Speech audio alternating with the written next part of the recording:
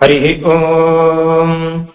வாசஸ்பதிம் விஸ்வகர்மாணமூதயே மனோயுதம் வாதே அத்யாஹுவேம சனோ நேதிஷ்டா ஹவனானி ஜோஷதே விஸ்வசம்பூரபசே சாதுகர்மா வஷட்டே விஷ்ணவாச ஆக்ருணோமி தன்மே ஜுஷஸ்வ சிபிவிஷ்டஹவ்யம் வர்தந்து த்வா சுஷ்டுதயோ கிரோ மே யூயம் பாத ஸ்வஸ்திபிः சதா நः. ஹரி ஓம். வேதக்கதைகள் என்கிற தொடர்பிலே இப்பொழுது நாம் பார்த்து இருப்பது தைத்திரிய உபனிஷத்திலே இருக்கக்கூடிய சில விஷயங்கள். உபனிஷத்துகளிலே தைத்திரிய உபனிஷத்து என்பது மிகவும் பிரசித்தமானது. அதாவது வேதத்துல தைத்திரிய சாக்கையை அத்தியனம் பண்றவர்கள் நிறைய பேர் இருக்காங்க. இப்போ சில சாக்கைகளுக்கு மனுஷாலே ரொம்ப ரொம்ப குறைவாயிட்டா, ரொம்ப ரொம்ப நிறைய இருக்கிறவாள் அப்படின்னு கேட்டான்னா யஜுர்வேதத்துல, கிருஷ்ண யஜுர்வேதத்துல தைத்திரிய சாக்கையில நிறைய பேர் அத்தியனம் பண்ணிட்டு இருக்காங்க. தைத்திரிய உபனிஷத்து அப்படிங்கிறதும் ரொம்ப ரொம்ப பிரசித்தம். கோயில்கள்ல திருமஞ்சன சமயத்துல முதல் சமயத்துல நிறைய பேர் சொல்றான். பூர்த்தியா வேதாத்தியனம் பண்ணாதவர்கள் கூட ஓரளவு வேதம் தெரிஞ்சுக்கணும் அப்படிங்கிறபடினால புருஷ சூக்தம், தைத்திரிய உபனிஷத்து இதெல்லாம் கத்துன்னு சொல்லுவார்கள். ஏன்னா வேதானாம் எத்கிஞ்சித் அதீத்ய பிராமணா, வேதத்துல கொஞ்சமாவது புருஷ சூக்தம் உபனிஷத்தாவது கத்துண்டாதான் அவன் பிராமணன் அப்படின்றது. வேதம் நன்னா ஒரு சாக்கையை பூர்த்தியா கத்துண்டானா அவனுக்கு ஸ்ரோத்ரியா அப்படின்னு பெயர். அந்த மாதிரிலாம் பெயர்லாம் நிறைய இருக்கு. அகம் பிராமணம் ஆனோம்னா கொஞ்சமாவது அத்தியனம் பண்ணியிருக்கணும். அதுல தைத்திரிய உபனிஷத்து ஸ்வரத்தோடு கூட அழகா இப்பவும் பிரச்சாரத்துல இருக்கு. அதை நிறைய பேர் அத்தியனம் பண்ணிட்டு இருக்கார்கள். அந்த தைத்திரிய உபனிஷத்திலிருந்து கதைகள் சொல்லணும். ஆனால் தைத்திரிய உபனிஷத்தில் கதைகள் குறைவு, கதைகள் கிடையாது. ரொம்ப 2 சம்பவங்கள் மாத்திரம் சொல்லி இருக்கிறார்கள். அந்த சம்பவங்களை இப்ப நாம பார்க்க போறோம். இந்த 2மே ரொம்ப பிரதானமானது. முதல் சம்பவம் பிரம்மம் என்பது என்ன அப்படிங்கிறத பத்தி வருது. இரண்டாவது அந்த பிரம்மத்தை அடைவதற்கான உபாயம், அந்த உபாயத்தை பற்றி வருகிறது. ஆக இந்த 2ஐயும் பார்க்க போறோம். முதல்ல பிரம்மத்தை பத்தி பார்க்கலாம். ஓம் பிருகுர்வை வாருணிஹி வருணம் பிதரமுபசசார அதீஹி பகவோ பிரம்மேதி தஸ்மா ஏதத் ப்ரோவாச. வருணன் அப்படிங்கிறவருடைய புத்திரர் பிருகு அப்படின்னு ஒருத்தர் இருந்தார். அவர் ஒரு சமயம் தன்னுடைய தகப்பனார் வருணன் கிட்ட போய் ஒரு விஷயம் கேட்டார். அதீஹி பகவோ பிரம்மா, பகவானே சுவாமியே பிரம்மத்தை பத்தி எனக்கு சொல்லி கொடும், நான் தெரிஞ்சுக்கிறேன் அப்படின்னா. பிரம்மா அப்படின்னு ஒரு விஷயம் உபனிஷத்துல பரமாத்மா நாராயணனுக்கு பிரம்மா அப்படின்னு பெயர். சம்ஸ்கிருதத்துல பிரம்ம அப்படின்னு சொல்லணும், தமிழ்ல சொல்லச்ச பிரம்மம் அப்படின்னு சொல்லுவாங்க. பிரம்மனா என்ன அர்த்தம்னா உயர்வர உயர்ந்தது அப்படின்னு அர்த்தம். இதை காட்டிலும் உயர்ந்தது எதுவும் கிடையாது என்று சொல்லும்படியா உயர்ந்து இருப்பது அப்படின்னு அர்த்தம். சம்ஸ்கிருதத்துல அந்த பிரம்மங்கிறதுக்கு அதுதான் அர்த்தம். இந்த அர்த்தத்தை தான் வேத வியாக்கியானங்கள்லாம் எல்லாருமே எழுதியிருக்கிறார்கள். எந்த விதத்திலே உயர்வர உயர்ந்தது அப்படின்னு கேட்டா ஸ்ரீபாஷ்யக்காரர் சொல்றார், எல்லா விதத்திலுமே உயர்வர உயர்ந்தது. அப்படி எந்த விதம் கேட்க வேண்டாம், சகல விதத்திலையும், சொரூபத்தினாலையும் உயர்ந்தது, குணங்கள்னாலையும் உயர்ந்தது, எல்லா விதத்தினாலையும் எது உயர்ந்து இருக்கிறதோ அதுக்கு பிரம்ம அப்படின்னு பெயர். அது எது அப்படின்னா பரமாத்மா ஸ்ரீமன் நாராயணன் அவர் அப்படின்னு சொல்றோம்.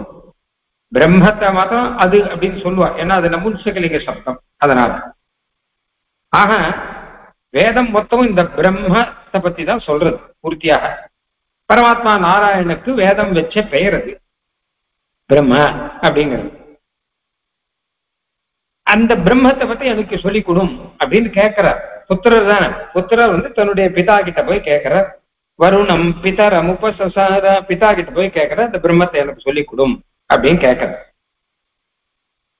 உடனே அவ அப்பா சொன்னார் புத்திரன் கிட்ட, அன்னம் பிராணம் சக்ஷுஸ்ரோத்ரம் மனோவாச்சமிதி. அன்னம், பிராணம், கண்ணு, காது, மனசு, வாக்கு அப்படின்னு 6 விஷயம் சொன்னார். சொல்லிட்டு விட்டுட்ட. பிரம்ம எது, பிரம்மத்தை பத்தி எனக்கு சொல்லிக் கொடுக்கும் அப்படின்னா, அன்னம் பிராணம், கண்ணு காது, வாக்கு மனசு அப்படின்னு சொல்ற. இவருக்கு புரியல கேட்கிறவருக்கு. இவர் என்ன சொல்றார்? 6 விஷயம் சொல்லிருக்க. இந்த 6ம் சேர்த்து பிரம்மன் அர்த்தமா, இல்ல 6ல ஒண்ணும் பிரம்மன் அர்த்தமா, எந்த தாத்பரியத்துல எந்த கருத்துல இவர் இப்படி சொல்றார் அப்படின்னு தெரியலையே அப்படின்னு குழம்பிட்டு நின்றார். இவர் குழம்பி நிற்கிறத பார்த்து அவருடைய பிதாவானவர் அடுத்த ஒரு விஷயம் சொன்னார். 6 விஷயம் சொன்ன, அது என்னங்கிறது இருக்கட்டும், பிரம்மனா எது அப்படின்னு கேட்டா, யதோவா இமானி பூதானி ஜாயந்தேன்னு ஆரம்பிச்சு சொல்ற. இந்த லோகமெல்லாம் யாரிடமிருந்து உண்டானதோ, இந்த லோகமெல்லாம் யாரால் ரட்சை பெறுகிறதோ, இந்த லோகமெல்லாம் யாரிடம் சேர்ந்து லயமாயி சம்ஹாரமாகிறதோ அவன் தான் பிரம்மம் அப்படின்னு சொல்லிட்டார். இது கொஞ்சம் பெரிய வாக்கியம். சுருக்கமா என்ன கேட்டான்னா, சிருஷ்டி ஸ்திதி சம்ஹாரங்களை செய்பவன், உலகத்தை படைப்பவன், உலகத்தை ரட்சிப்பவன், உலகத்தை சம்ஹாரம் செய்பவன், அவன் தான் பரபிரம்மா அப்படின்னு அர்த்தம். அத அவர் சொல்லிட்டார். இப்போ அப்பா சொல்லிட்டார், இதுதான்பா லோகத்தை எல்லாம் சிருஷ்டிச்சு ரட்சிச்சு சம்ஹாரம் பண்ணி மொத்தமும் லோகத்தையே தன் அதீனமா வச்சு இருக்கிறான், அவன் தான் பரபிரம்மா. அவருக்கு இப்ப என்ன புரிஞ்சுது? அப்ப அவர் என்ன பண்ணா, சரி இப்பவும் ஓரளவு புரிஞ்ச மாதிரி இருக்கு. இப்ப கூட பிரம்மா என்னன்னு புரியல. உலக சிருஷ்டிக்கெல்லாம் காரணமானது, ரட்சைக்கெல்லாம் காரணமானதும் புரியுது. அது எது, அது எப்படி இருக்கும் அப்படிங்கிறது புரியல. உடனே என்ன பண்ணா, சதபோ தப்யத சதபஸ்தப்வா, அவர் போய் தபஸ் பண்ண ஆரம்பிச்சுட்டார். இதை பத்தி தெரிஞ்சுக்கணுங்கிறதுக்காக. உண்மையில அப்பாவுக்கே அதுதான் தாற்பயம். ஒருத்தர் வந்து கேள்வி கேட்டார் அப்படிங்கிறதுக்காக உடனே சொல்லிடக்கூடாதான். இதெல்லாம் ரகசியார்த்தங்கள். பிரம்மத்தை பத்தி தெரிஞ்சுக்கணும், மந்திரங்களுடைய அர்த்தங்களை தெரிஞ்சுக்கணும்னா உடனே ஒருத்தர் கேள்வி கேட்பார், உடனே எனக்கு இது கேள்வி உடனே பதில் சொல்வார் அப்படின்னு. இது கேள்வி பதில் இல்லை, இதெல்லாம் தபஸ் பண்ணி தெரிஞ்சுக்க வேண்டிய விஷயம் இதெல்லாம். அதனால்தான் அவளுடைய அப்பா என்ன பண்ணிருக்கார், அந்த வருணன்றவர் என்ன பண்ணிருக்காருன்னு கேட்டார்னா, டைரக்டா பதில் சொல்லாமல் ஏதோ சொல்லியிருக்கார். நீயா தபஸ் பண்ணி புரிஞ்சுக்கோ, நீயா ஆலோசனை பண்ணு, நீயா தபஸ் பண்ணு, நீயா புரிஞ்சுக்கோ, அப்படிதான் வரணுமே தவிர கேள்வி கேட்டுட்டு ஒரே பதில் தெரிஞ்சது இதுதான் ஆன்சர்ன்னு சொல்லிட்டு போற விஷயம் இல்லையே இது அப்படிங்கிற மாதிரிதான் அவர் சொல்லியிருக்கார். அவர் தபஸ் பண்ணி தெரிஞ்சுக்கிறதுக்கு தேவையான 1-2 சூச்சனைகள் மாத்திரம், குறிப்புகள் மாத்திரம் கொடுத்திருக்கார். இந்த லோகத்துக்கெல்லாம் காரணமாக இருப்பது, லோகம் நிலைத்து நிற்பதற்கு காரணமாக இருப்பதுன்னு அதெல்லாம் சொல்லியிருக்கேன். அதை வச்சு நான் உட்காந்து தபஸ் பண்ணு, என்ன யோசிச்சு பாரு, அப்ப பிரம்மனா என்னன்னு தெரியும் அப்படின்னு அர்த்தம். உடனே சரின்னு சொல்லிட்டு இந்த புருக்கு இருக்கார் இல்லையா, அவரும் வந்து தபஸ் பண்ணார். என்ன யோசிச்சு பார்த்தா அப்போ ஒரு விஷயம் புரிஞ்சது, அன்னம் தான் பிரம்மா அப்படின்னு. பிரம்மனா உயர்வர உயர்ந்ததுன்னு சொன்னேன் இல்லையா, அன்னம் இருக்கே ஆகாரம், நாம சாப்பிட்ற ஆகாரம் இருக்கே, நாம என்ன மனுஷர்கள் மாத்திரம் இல்லை, லோகத்துல எத்தனை வித ஜீவிகள் இருக்கோ எல்லாத்துக்கும் ஆகாரம்னு ஒண்ணு இருக்கும். ஆகாரம் தான் எல்லாத்த காட்டும் உயர்ந்தது. யோசிச்சு பார்த்தா தெரியும். ஆகாரம் இல்லாட்டா யார் ஜீவிக்க முடியும்? அப்ப அன்னம் தான் பிரம்ம. அன்னம் பிரம்மே திவ்யஜானாத் அன்னாத்யேவ கல்விமானி பூதானி ஜாயந்தே. அன்னத்தினால்தானே எல்லாம் பிறக்கிறது, அன்னத்தினால்தானே எல்லாத்துக்கும் ரட்சை கிடைக்கிறது, எல்லாமே அன்னத்தினால்தானே நடக்கிறது. மொத்தமே அன்னம்னு ஒண்ணு இல்லைன்னா பிரபஞ்சம்னு ஒண்ணு இல்லை. எத்தனை ஜீவிகள் இருக்கோ எல்லாத்துக்கும் அதுக்கான அன்னம் அப்படின்னு ஒண்ணு இருக்கு. அது சாப்பிட்டு இருக்கணும். இப்ப அதுக்கான அன்னம் புழு பூச்சியிலேருந்து ஆரம்பிச்சு, பறவைகள்லேருந்து ஆரம்பிச்சு, அப்புறம் வௌவால் பள்ளி முதலானதுலேருந்து ஆரம்பிச்சு எல்லாத்துக்கும் அதுக்கான அன்னம் ஒண்ணு கிடைச்சிட்டு தான் இருக்கு இன்ன வரைக்கும் லோகத்தில். அதனால அன்னம் தான் உயர்ந்தது. அன்னத்தினுடைய ஆதாரத்தில் தான் உலகமே இருக்கு. அதனால அன்னம் தான் பிரம்மா அப்படின்னு அவர் கண்டுபிடிச்சார். அவர் மறுபடியும் தன்னுடைய தகப்பனார் கிட்ட வந்தார், வருணன் கிட்ட வந்தார். அப்போ மறுபடியும் கேட்டார், அதிகி பகவோ பிரம்மேதி, எனக்கு பிரம்மத்தை பத்தி நல்லா சொல்லி கொடுங்க. இவருக்கு அண்ணன் தான் பிரம்மன் தெரிஞ்சுட்டு இருக்காரு இல்லையா, அதை அவர் புரிஞ்சுட்டார். ஓ இவர் அண்ணன் தான் பிரம்மன் புரிஞ்சுருக்கார் போல இருக்கு. ஆனா இது போராது. அதால அவனை பார்த்து சொன்னார், தபசா பிரம்ம விஜிஜ்ஞாசஸ்வ, இன்னும் தபஸ் பண்ணுப்பா, இன்னும் தபஸ் பண்ணாதான் இன்னும் ரெண்டா புரியும் அப்படின்னு சொல்லி அனுப்பிச்சுட்டார். உடனே அவரும் போய் தபஸ் பண்ண ஆரம்பிச்சார். ரொம்ப நாள் தபஸ் பண்ணார். தபஸ் அப்படின்னா ரெண்டு விஷயம், ஒண்ணு தபஸ் பண்றார், ரெண்டாவது சிந்தனை பண்றார் மனசுனால எது இருக்கும் எது இருக்கும். அப்ப பண்ணும்போது ரெண்டாவது கண்டுபிடிச்சார், அன்னத்தை காட்டிலும் விசேஷம் பிராணம். ஆக பிராணம் தான் பிரம்மான்னு கண்டுபிடிச்சார். பிராணம்னா உயிர்னு அர்த்தம். அன்னம் இல்லாம கூட இருக்கலாம், நம்ம 10 நாள் இருக்கலாம். அன்னம் இல்லாம மனுஷன் 10 நாளைக்கு மேல இருக்க முடியுமா? ஆனா பிராணம் இல்லாம ஒரு க்ஷணம் கூட இருக்க முடியும். அப்ப அன்னத்தை காட்டிலும் பிராணம் தான் உயர்ந்தது, பிராணத்துக்கு அதீனமா தான் மொத்தமுமே இருக்கு. அதனால பிராணோ பிரம்மா, பிராணம் தான் பிரம்மா அப்படின்னு அவருக்கு புரிஞ்சு.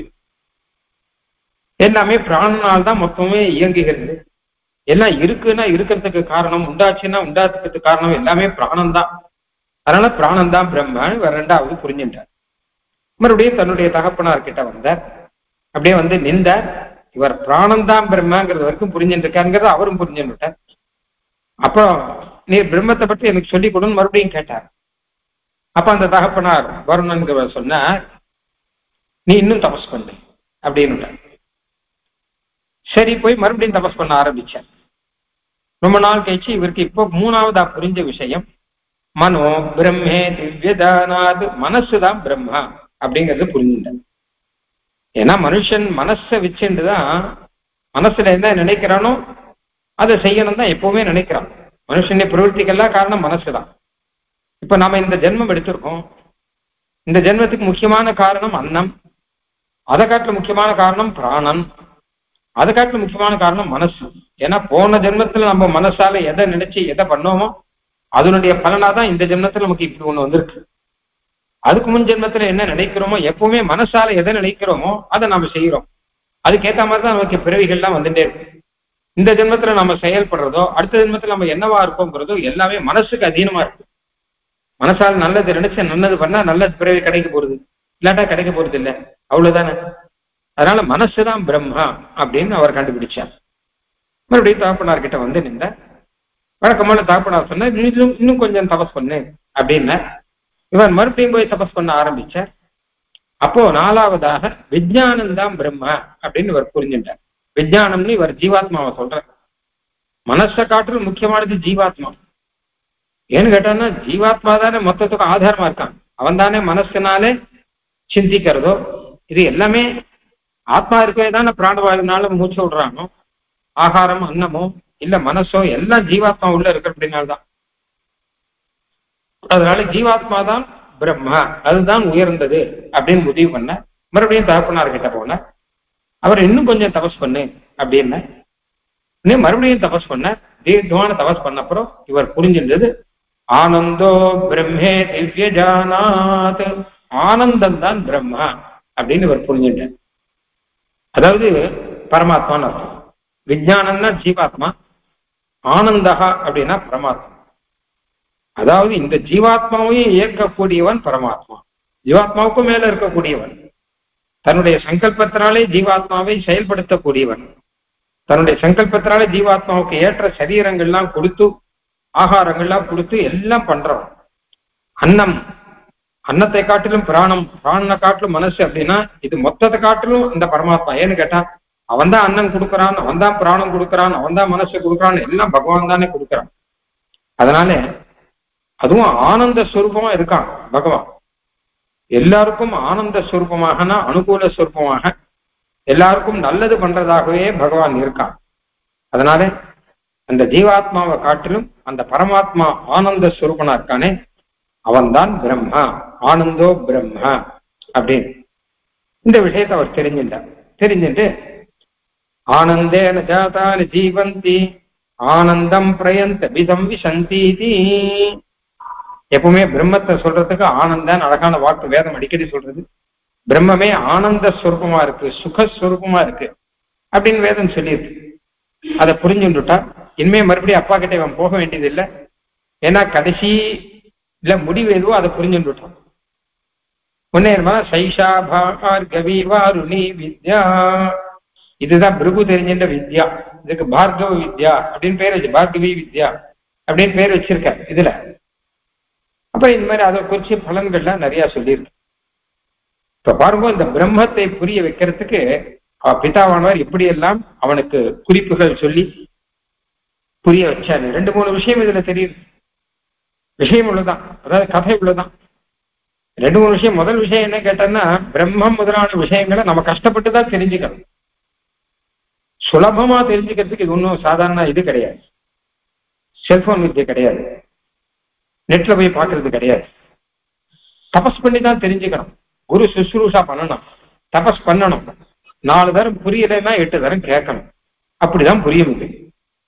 அப்படிதான் பரபிரம்மத்தை பத்தி தெரிஞ்சுக்கணும். திருப்பி திருப்பி போய் போய் கேட்கிறாரு பாருங்க பிதா கிட்ட. அந்த மாதிரி 4 தடவைக்கு 10 தடவை கேட்டா தப்பு கிடையாது. அப்பதான் ஓரளவு புரிஞ்ச மாதிரி இருக்கும் அப்படிங்கிறது முதல் விஷயம். 2வது விஷயம் என்ன கேட்டா, பிரம்மங்கிறது ஆனந்த ஸ்வரூபம் அப்படிங்கிறது. ஏதோ சாதாரணமானது கிடையாது, ஆனந்தமா இருக்கக்கூடியது. எல்லா ஆனந்தம்னா எல்லாருக்கும் அனுகூலமாவே இருக்கும், நல்லதே செய்யும் அப்படின்னு அர்த்தம். 3வது விஷயம், பிரம்மத்தை எப்படி நமக்கு புரிய வைக்கணும் அப்படிங்கிறத வேத அழகா சொல்றது பாருங்க. சாதாரணமா முதல்ல ஒரு சின்ன பையன் இருக்கான்னு வச்சுக்கோங்க, அவங்க கிட்ட பரபிரம்மம் ஒண்ணு இருக்குன்னு சொன்னா புரியாது. கொஞ்சம் கொஞ்சமா உனக்கு புரிய வைக்கணும். அதான் முதல்ல அன்னம் தான் வசதி. அன்னத்தை காட்டிலும் பிராணம் வசதி, பிராணத்தை காட்டிலும் மனசு வசதி, மனசை காட்டிலும் ஜீவாத்மா வசதி. ஏன்னா எல்லாம் ஜீவாத்மாவுக்கு ஆதாரம், ஜீவாத்மாவே ஆதாரமா வச்சிருக்கு. அந்த ஜீவாத்மாவே பரமாத்மாவே ஆதாரமா வச்சிருக்காங்க.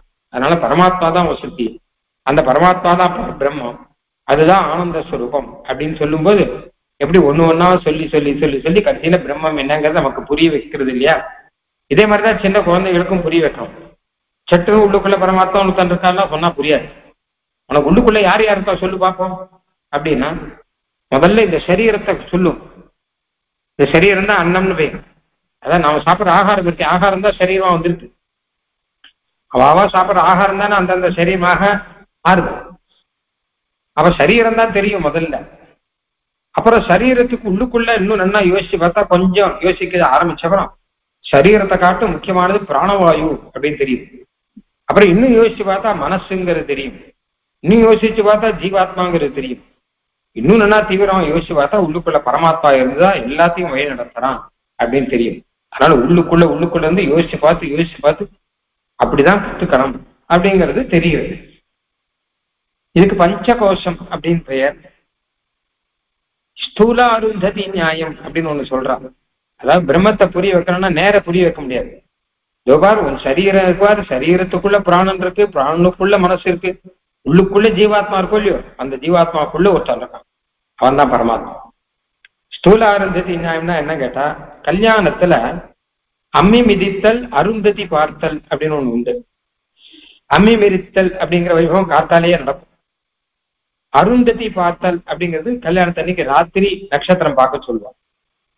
அருந்ததி பார்க்கணும் நட்சத்திர மண்டலத்துல. ஆனா அந்த அருந்ததி அப்படிங்கிறவ கண்ணுக்கு தெரிய மாட்டான். நட்சத்திர மண்டலத்துல பாக்குறது கஷ்டம், ரொம்ப சின்னவரா இருக்கும். அதான் என்ன கேட்டாங்கன்னா, நல்ல பெரிய நட்சத்திரமா இருக்காது, சின்ன நட்சத்திரம். அப்ப அது தெரியாது எப்படி பாக்குறது அப்படின்னா என்ன பண்ணுவாங்க கேட்டா, அது பக்கத்துல இருக்க பெரிய நட்சத்திரத்தை காமிப்பாங்க. பாரு முதல்ல அந்த நட்சத்திரத்தை பாரு அப்படின்னு கை நீட்டி காமிப்பான். பெருசா நட்சத்திரத்துக்கு தெரியறதானா தெரியுது. அப்ப அதுவும் பக்கத்துல குட்டியா ஒண்ணு தெரியுதா, மெலீசா ரொம்ப சின்ன புள்ளி வச்ச மாதிரி தெரியுதானா தெரியுது, அதுதான் அருந்ததி. அதனால சிறுசம் என்ன பெரிய என்னன்னு கேட்டான்னா, சூக்ஷ்மமான விஷயத்த புரிய வைக்கணும்னா முதல்ல ஸ்தூலமான விஷயத்த சொல்லணும், அப்பதான் இது புரியும். அந்த மாதிரி பிரம்மத்தை புரிய வைக்கணும்னா முதல்ல சரீரம், பிராணன், மனசு, ஜீவன் இதெல்லாம் புரிஞ்சாதான் உள்ளுக்குள்ள இந்த ஜீவனுக்கும் உள்ளுக்குள்ள இருக்கிறவன், இது எல்லாத்தையும் இயக்குபவன் பரமாத்மா பிரம்மா அப்படிங்கிறது புரியும். அதனால்தான் அவ அப்பா இப்படி எல்லாம் கொஞ்சம் கொஞ்சமா அவனை இது பண்ணி தபஸ்னால புரிஞ்சுக்கோன்னு சொல்லி உள்ளுக்குள்ள சொல்லி பரமாத்மா யார் அப்படிங்கிறத புரிய வச்சிருக்க. அப்படிப்பட்ட பரமாத்மாவானவன் எல்லாருடைய ஹிருதயத்துக்குள்ளேயும் இருக்கான், எல்லாருடைய மனசு பக்கத்துல இருக்கான், ஆத்மாவுக்குள்ளுக்குள்ள இருந்துட்டு இருக்கான். அவன் தான் இந்த அன்னம், பிராணம், சக்ஷு, ஸ்ரோத்திரம், மனசு, வாக்கு இது எல்லாத்தையும் நியமனம் பண்ணிட்டு இருக்கான். அவனுக்கு அதீனமாதான் மொத்தமுமே இருக்கு. அதனால அவன் தான் சிருஷ்டி, ஸ்திதி, சம்ஹாரம் எல்லாம் பண்றான் எம்பெருமான் பரமாத்மா ஸ்ரீமன் நாராயணன் தான் அப்படிங்கிறத அவருக்கு புரிய வைக்கிறதுக்காக இத்தனையும் பண்ணார், அவர் புரிஞ்சின்றார் அப்படின்னு இது முதல் தகவல். இந்த தைத்திரிய உபநிடத்துல முதல் விஷயமா நாம இதை பார்க்கிறோம். அடுத்தது இரண்டாவது விஷயம், அது கொஞ்சம் பெரிய விஷயம், ஆனா முக்கியமான விஷயம். பிராஜாபத்யோஹாரு நிஷ்டு பர்ணேய பிரஜாபதிம் பிதரமுபசசார அப்படின்னு ஆரம்பிச்சு உண்டு. அதாவது இதுவும் ஒரு அப்பா பிள்ளை கதை தான். இங்கேயும் பிரஜாபதி அப்படின்னு ஒருத்தர் இருந்தார். அருணி பிரஜாபதி அப்படின்னு அவருக்கு பெயர். அவருடைய மனைவிக்கு சுபர்ணா அப்படின்னு பெயர். இவ ரெண்டு பேருக்கும் ஒரு புத்தன் இருந்தான். அவன் போய் தன்னுடைய தகப்பனார்கிட்ட அந்த பிரஜாபதி போய் கேட்கிறான். பிரஜாபதி பிதரமுபசசார கிம் பகவந்தः பரமம் வதந்தீதி. பொதுவா சந்தேகம் வந்து அப்பா கிட்ட தான் கேட்கணும். அதனால இந்த அருணி பிரஜாபதிங்கிறவருக்கும் சுபர்ணா அப்படிங்கிறவருக்கும் மகனாக இருக்கிற ஒருத்தன் தன்னுடைய தகப்பனார்கிட்ட இந்த சந்தேகத்தை கேட்கிறான். எது மிக மிக உயர்ந்தது? முன்னது அதே கதை தான். எதுனா உயர்ந்த பிரம்மம் எதுன்னு கேட்டிருக்கேன். இப்ப பிரம்மத்தை பத்தி கேட்கல. பொதுவா மனுஷன் செய்யற தர்மங்கள் அனுஷ்டானங்கள்லாம் இருக்கு, அதுல எது சிரேஷ்டமானது அப்படிங்கிற அர்த்தத்துல கேட்கிறேன். கிம் பகவந்தः பரமம் வதந்தீதி தஸ்மை புரோவாச்ச. நீங்க எதை நினைக்கிறீங்க? இது உலகத்திலேயே ரொம்ப ரொம்ப சிரேஷ்டமான தர்மம் அப்படிங்கிறது எது? நீங்க எதை நினைக்கிறீங்க அப்படிங்கிற மாதிரி கேட்கிறேன். உடனே அவர் பதில் சொல்ல ஆரம்பிச்ச. ஒன்னா சொல்ற, இதுதான் உயர்ந்தது, இதுதான் உயர்ந்தது. முதல்ல சத்தியம்தான் உயர்ந்தது அப்படின்னு ஆரம்பிக்கிறார்.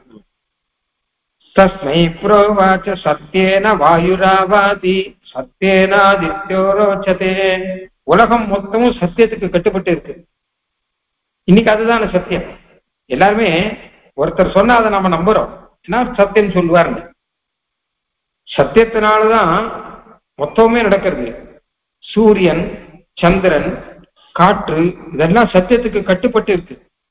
கட்டுப்பட்டுதான் அது தன்னுடைய கடமையை செய்து கொண்டிருக்கிறது. அதனால லோகமே லோகா சத்தியம் சத்தியே சர்வம் பிரதிஷ்டிதம். சத்தியத்துலதான் எல்லாம் இருக்கு. அதனால சத்தியம்தான் உயர்ந்தது அப்படின்னு சொல்லுகிறார்கள் அப்படின்னா சொல்லிட்டு அதுக்கப்புறம் பிரம்மா உடனேயே சொல்றார். அதாவது பிரஜாபதியானவர் உடனேயே சொல்றார். சத்தியம்னு முதல்ல சொன்னார். ஒரு சத்தியத்தை காட்டிலும் தபஸ் உயர்ந்ததுன்னு தோணி போச்சு அவருக்கு. அடுத்து ரெண்டாவது ஆரம்பிக்கிறார். தப இது தபோனானச நாத்பரம் யத்திபரம் தபஸ்ததுர்தர்ஷம் அப்படின்னு ஆரம்பிச்சு தபஸ் தான் உயர்ந்தது. ஏன்னா தபஸ்னாலதான் தேவர்கள் தேவத்தன்மையை பெற்று இருக்கிறார். மனுஷர்கள் தேவர்கள் எப்படி ஆனார் அப்படின்னா தபஸ் பண்ணி போனார். ரிஷிகள்லாம் தபஸ் பண்றாள், சொர்க்கம் போறாள். மனுஷன்லாம் தபஸ் பண்றா, தேவலோகத்துக்கு போறார். நம்மளாம் தபஸ் பண்ணா சொர்க்கலோகத்துக்கு போலாம். அப்படி மனுஷனை உயர்த்துவதே தபஸ் தானே. அதனால தபஸ் தான் உயர்ந்தது அப்படின்னு. அப்புறம் மூணாவது என்ன சொன்னார்? தமம் தான் உயர்ந்தது. தபஸை காட்டும் உயர்ந்தது எதுன்னு கேட்டா தமம்னா இந்திரியங்களை அடக்குது. இந்திரியங்களை அடக்கணும், அப்பதானே தபஸே வரும். அதனால தமம் இந்திரியங்களை அடக்குதல், புலனடக்கம் அப்படின்னு சொல்லுவாலே அதுதான் உயர்ந்ததுன்னு. அப்புறம் நாலாவது சமம் தான் உயர்ந்தது அப்படிங்கிற. அப்படின்னா என்ன அர்த்தம்னா மனசை அடக்கணும் அப்படின்னு அர்த்தம். இந்திரியங்களை அடக்கணும்னா கண் காதெல்லாம் அடக்கணும். அதை காட்டில முக்கியம் மனசை அடக்குவது ரொம்ப முக்கியம். இது பகவத்கீதையில கண்ணனே சொல்றான். இந்திரியானாம்கி சரதாம் என் மனோனுதீயத்தை அப்படின்னு ஆரம்பிச்சு சில விஷயங்கள் சொல்றேன். ஏன்னா இந்திரியங்களை அடக்கிட்டா கூட மனசை அடக்கலாம் வச்சுக்கோங்க. அப்போ அந்த மனசு அந்த விஷயத்தை நினைச்சுட்டே இருக்கும். அப்போ வைராக்கியம் இல்லைன்னு அர்த்தம். அதனால மனசால கூட அதை நினைக்க கூடாது, வைராக்கியம் வரணும்னா. அப்போ மனசையும் அடக்கணும். அதனால அதையும் சொன்னார். இதை காட்டுல முக்கியமானது மனசை அடக்கணும்பா அப்படின்னார். அதுக்கு சமம் அப்படின்னு பெயர். அதுக்கப்புறம் கொஞ்சம் யோசிச்சு பார்த்துட்டு அவர் சொன்னார், இதெல்லாம் இருக்கட்டும், எல்லாத்த காட்டிலும் உயர்ந்தது தானம் தான். தானம் இதி சர்வாணி பூதானி பிரசகும் சந்தி. தானம் பண்றதுங்கிறது உண்மையிலேயே பெரிய விஷயம். தானம் தான் கேட்டா தங்கிட்ட இருக்கிறத இன்னொரு தட்டு கொடுத்து விடும், அதுதானே தானம் அப்படிங்கிறது. அது பாருங்க, தானம் இல்லாம உலகத்துல எதுவுமே கிடையாது. யாகம் அப்படின்னு பண்ணா யாகத்தின கடைசியில தானம் பண்ணணும் அப்படின்னு அதுலயே இருக்கு. அந்த மாதிரி தானம் இருந்து வச்சுக்கோங்க. லோகத்துல நம்முடைய விரோதிகள் கூட நமக்கு வேண்டியவாள் ஆயிடுவான். தானத்தை பண்ணினோம்னு வச்சுக்கோங்க, அவாகிட்ட போய் விரோதிகள் கூட வேண்டியவர்களாக ஆகிவிடுவார்களாம். இதெல்லாம் தானத்தினுடைய பிரபாவம். லோகத்துல தானம்னு ஒண்ணு இருக்கிற அப்படின்னால்தான் இவ எல்லாரும் இருக்கும் அசௌக்கியமா இருக்கா. யோசிச்சு பார்த்தா தெரியும். ஒருத்தர் இவர் அவருக்கு கொடுக்கிறார், தானமாக கொடுக்கிறார்னு வச்சுக்கோங்க. அதனால்தான் லோகமே ஜீவிச்சுன்னு இருக்கு.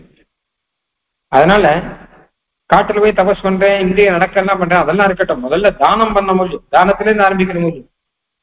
அதனால தானங்கிறது ரொம்ப உயர்ந்தது அப்படின்னு அதை சொன்னார். அதுக்கப்புறம் இன்னும் கொஞ்சம் யோசிச்சார். அதுக்கப்புறம் அவரே சொன்னார், தர்மமிதி தர்மேன சர்வமிதம் பரிகிரஹீதம்.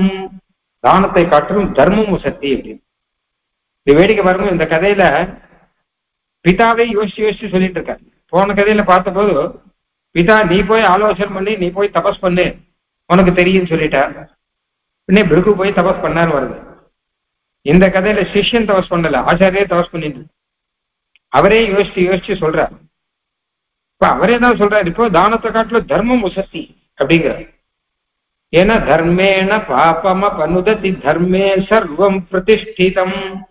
தர்மத்துலதான் மொத்தமும் இருக்கு, உலகமே தர்மத்துல தான் இருக்கு.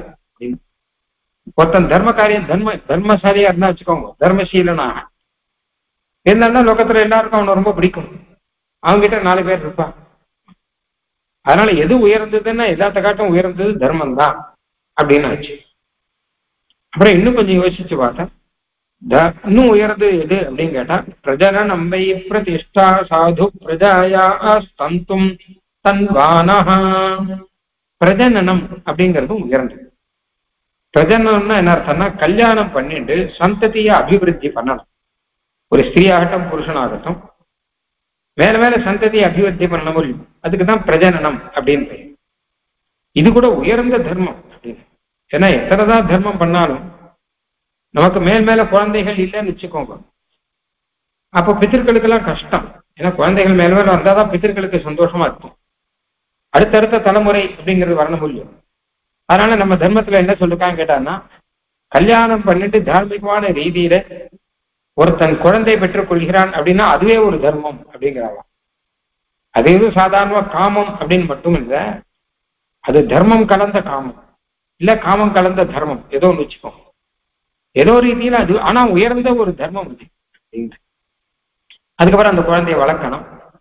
குழந்தைகள் அடுத்தடுத்து குழந்தைகள் வந்தாதான தர்மமே நிற்கும், தர்மமே நிற்காது. அதனால அதுதான் வசதி அப்படின்னார். அப்புறம் இன்னும் கொஞ்சம் யோசிச்சு பார்த்தா அக்னி தான் வசதி அப்படிங்கிறார். எல்லாத்த காட்டிலும் அக்னி வசத்தின்னு சில பேர் சொல்லுகிறார்கள் அப்படின்னு. ஏன்னா இந்த அக்னி தான் முன்னாடியெல்லாம் எல்லா இடத்துலயும் அக்னிங்கிறது இருக்கும். வைதிக கர்மங்களே அக்னி எல்லாம் அக்னியில தான் செய்யணும் இல்லையா, அதை அணைக்காம வச்சிருப்பா. 3 அக்னி 3 வேதத்தினுடைய அடிப்படையில 3 அக்னி இருக்கு அப்படின்னு சொல்றது. அதனால எல்லாமே அக்னிக்கு அதீனமா இருக்கு. நான் முதல்ல சொன்னேன் இல்ல, அக்னி இல்லாம ஒரு குடும்பங்கிறது முன்னாடி பார்க்கவே முடியாது. முன்காலத்திலாம் யாராவது ஏதாவது பண்ணிட்டே இருப்பார் ஹோமங்க, குறிப்பா அக்னிஹோத்திரம் நடக்கும். அததான் அடுத்தது சொல்றார், அக்னிஹோத்திரம் தான் சக்தி அப்படிங்கிறது. எத்தனை அனுஷ்டானம் இல்லாலும் எல்லாத்த காட்டிலும் இந்த அக்னிஹோத்திரம் அப்படிங்கிற அனுஷ்டானம் தான் ரொம்ப சக்தி. அதனால அக்னிஹோத்திரம் தான் உயர்ந்தது அப்படின்னார். அதுக்கப்புறம் 10வது விஷயம் சொல்றார், யஜ்ஞம், யாகம் தான் வசதி. ஏன்னா தேவர்களுக்கெல்லாம் யாகத்தினால்தான் ஆகாரம் கிடைக்கிறது. அதனால அதுவும் இல்லாமல் யஜ்ஞம் அப்படிங்கிறதால வேதத்துல சொன்ன தர்மம் இல்லையா, அதுல சகல பலன்களும் கிடைக்கும் அப்படின்னு இருக்கு. அப்படிங்கிறச்சு அதுதான வசத்தின்னு சொல்லணும். அதனால யஜ்ஞம் தான், யஜ்ஞம் நாம யாகம் தான் வசத்தின்னு சொல்லணும். அப்புறம் இன்னும் கொஞ்சம் யோசிச்சு பார்த்த மானசம், மனசுனாலே மனனம் செய்வது, மனசுனாலே சிந்தனம் பண்ணி பகவானை சிந்தனம் பண்ணி கொண்டு இருப்பதோ இல்லையோ, அதுதான் வசதி. முதல்ல கொஞ்சம் கொஞ்சமா தான் சிந்தனம் வரும். 5 நிமிஷம் 10 நிமிஷம் 14 நிமிஷம் 20 நிமிஷம்னு வரும். கடைசியில அது பெரிய தியானமாக முடியும். ஆக மனசுனாலே சிந்தனம் பண்ணுவது அப்படிங்கிறது தான் ரொம்ப வசதி அப்படின்னு சொன்னார். அப்புறம் மறுபடியும் யோசிச்சு பார்த்தார். அதுக்கப்புறம் சொன்னார், ஞாச இத்யாகுர்மனீஷினோ பிரம்மாணம் பிரம்மா, ஞாசம் தான் வசதி அப்படின்னு. ஞாசா அப்படின்னா பரநியாசகான்னு அர்த்தம். ஆத்மாவே ஒப்படைத்தல், அதுதான் எல்லாத்த காட்டும் வசதி அப்படின்னு சொல்லி இதோடு முடிக்கிறார் கிட்டத்தட்ட. இப்போ இந்த பிரஜாபதியானவர் தன் பிள்ளைக்கு எது வசத்தின்னு சொல்லும்போது ஒவ்வொரு விஷயமா சொல்லிட்டு வரவர் 11 விஷயம் சொல்லிட்டு 12வது அந்த ஞாசம் அப்படிங்கிறத சொல்றார். ஞாசம் தான் பரநியாசம், அதுதான் சரணாகதி. அதுக்கு முன்னாடி நம்ம யஜ்ஞமோ தானமோ தபஸோ தர்மங்களோ என்னென்ன பண்ணியிருந்தோமோ இது எல்லாத்த காட்டிலும் ரொம்ப உயர்ந்ததானது இந்த ஞாசம் அப்படின்னு சொல்லக்கூடிய பரநியாசம். ஞாச இத்தியாகுர்மனீஷினோன்னு சொல்லிட்டு தஸ்மா ஞாசமேஷாம் தபசாமதிரிக்தமாஹு, எல்லாத்த காட்டிலும் உயர்ந்தது இந்த பரநியாசம். ஏன் அப்படின்னு கேட்டாங்கன்னா பகவான் கிட்ட சமர்ப்பிக்க வேண்டியதை சமர்ப்பிக்கிறான், அதான் ரொம்ப முக்கியமானது. நம்ம எத்தனையோ பூஜை எல்லாம் பண்றோம்லாம் இருக்கட்டும், பகவானுக்கு எது சமர்ப்பிக்கணும்னா ஆத்மாவை சமர்ப்பிக்கணும் இல்லையோ, அதை பகவான் கிட்ட சமர்ப்பிக்கிறான் அப்படிங்கிறது தானே சரணாகதி. அதனால சரணாகதியே பகவான் தான் வேதம் சொல்றது இந்த இடத்துல. சரணாகதினா என்ன கேட்டா பெருமாள் தான் சரணாகதி. ஏன்னு கேட்டான்னா ஆத்மாவே பெருமாள் கிட்ட ஒப்படைச்சிட்டு நீயே உபாயம் அப்படின்னு சொல்றோம். அப்ப பெருமாள் தானே உபாயம். மற்ற உபாயம் நான் எதுவும் பண்ணல, நான்கிறதையே உங்ககிட்ட சமர்ப்பிச்சுட்டு நீயே உபாயம் சொன்னபடினால பெருமாளே உபாயம் அப்படிங்கிற ரீதியில இருக்கா. அதனால ஞாசத்துக்கே பெருமாள் அப்படின்னா பெயர். ஞாச புரோக்தோதிரிக்தம் தபஹான்னு சுவாமி தேசிகன் சொல்றாரு இந்த விஷயத்த.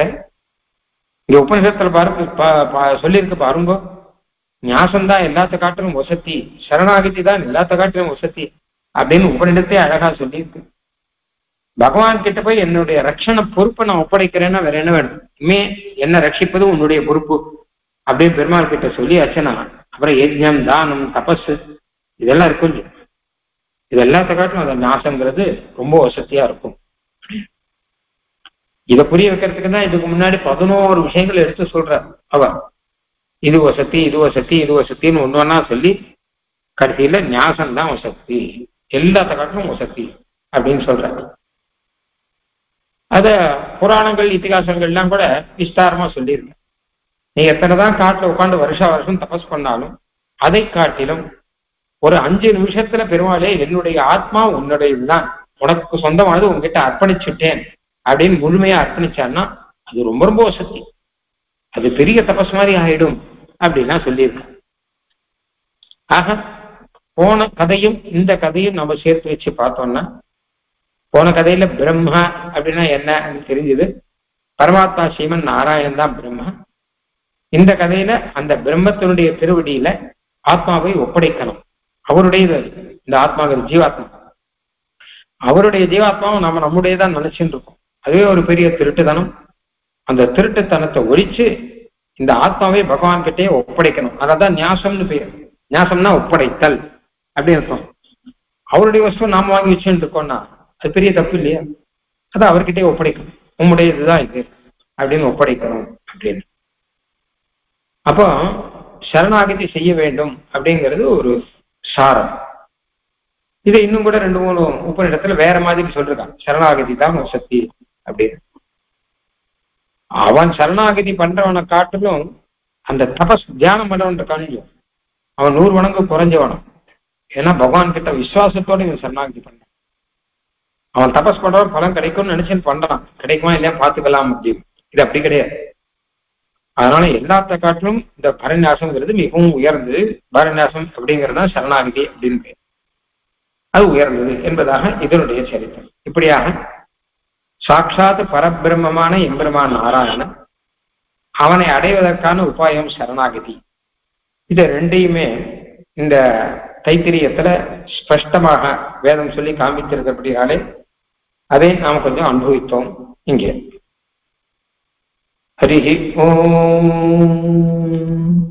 யோகக்ஷேமோ ந கல்பத அமித்யாஹ கல்பதே கவை தத்ர பிரஜாப்யோ யோகக்ஷேமஹ யத்ர இதேன யஜ்ஞேன யஜந்தே. வேதம் அழகாக சொல்லுகிறது, எங்க இந்த யஜ்ஞம் இருக்கோ அங்க யோகக்ஷேமம் இருக்கும் அப்படின்னு. அஸ்வமேத யாகத்துல வந்திருக்கு இந்த இது. யோகமும் லோகத்துல எல்லாருக்கும் யோகக்ஷேமம் தான் வேணும். கிடைச்ச பைசா சௌக்கியமா இருக்கணும், இன்னும் பைசா கிடைக்கணும், கிடைச்சது பத்திரமா இருக்கணும். யோகம்னா புதுசா கிடைக்கணும், க்ஷேமம்னா கிடைச்சது பத்திரமா இருக்கணும். இது ரெண்டும் முக்கியம். இது ரெண்டும் நன்னா கிடைக்கும். அதே மாதிரியாக வேதம் அதுவும் யாகம் மாதிரி. பிரம்ம பிராவாதிஷ்ம தன்னோ மாகாசீர். இதுவரைக்கும் நாங்கள் வேதத்தை சொன்னோம். அந்த வேதம் எங்களை கைவிடாமல் ரட்சிக்க வேணும் அப்படின்னு இந்த மந்திரத்துக்கு அர்த்தம். இதை கடைசியில சொல்லுவா எப்பவுமே. நாங்க வேதத்தை சொல்லியிருக்கோம், இது வரைக்கும் வேத கதைகள்லாம் சொல்லியிருக்கோம். அந்த வேதம் நம்மளை ரட்சிக்கும். அந்த வேதத்தினுடைய நாயகனான எம்பெருமான் நமக்கு ஒரு நல்வாழ்வு கொடுப்பான், நல்லபடியாக ரட்சிப்பான் அப்படிங்கிறதாக இந்த வேத மந்திரமே இந்த விஷயத்தை சொல்கிறது. அந்த ரீதியில ஆச்சரியமாக வேத கதைகள்ல சில விஷயங்கள்லாம் பார்த்தோம். ஒரு நல்ல நாள்ல சங்கராந்தி, பொங்கல் இதெல்லாம் உத்தராயணம் நல்ல காலில வேத மாதாவுடைய அனுகிரகம் எல்லாருக்கும் இருக்கட்டும் பிரார்த்தி.